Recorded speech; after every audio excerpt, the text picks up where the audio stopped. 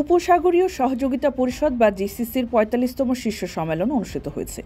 রোববার কুয়েতের বায়ান প্যালেসে দেশটির আমির শেখ মেশালের সভাপতিত্বে এই সম্মেলন অনুষ্ঠিত হয়।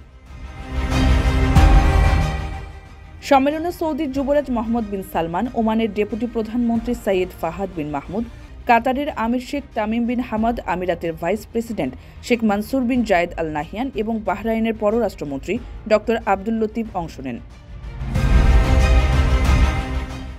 সম্মেলনে উপসাগরীয় অঞ্চলের স্থিতিশীলতার জন্য ফিলিস্তিনি সমস্যার ন্যায়সঙ্গত সমাধানের উপর জোর দেওয়া হয়। এর পাশাপাশি একটি দ্বিরাষ্ট্র প্রতিষ্ঠার মাধ্যমে ফিলিস্তিনিদের দুর্ভোগ লাঘবের উপরে জোর দিয়ে বক্তব্য রাখেন কুয়েতের আমির। সম্মেলনে আঞ্চলিক নিরাপত্তা নিশ্চিত করার সঙ্গে সঙ্গে জিসিসির অর্থনৈতিক পরিকল্পনার বিষয়ে আলোকপাত করেন বক্তারা।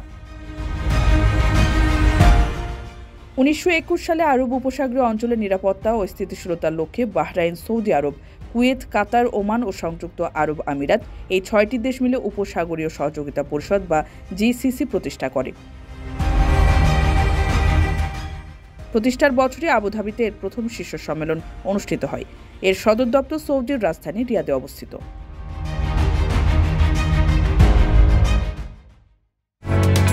ওমানের সেরা রেট দিচ্ছে বাংলাদেশি প্রতিষ্ঠান গালফ এক্সচেঞ্জ। প্রিয়জনকে টাকা পাঠাতে আজই আসুন আমাদের যে কোনো ব্রাঞ্চে অথবা কল করুন স্ক্রিনে দেয়া নাম্বারে।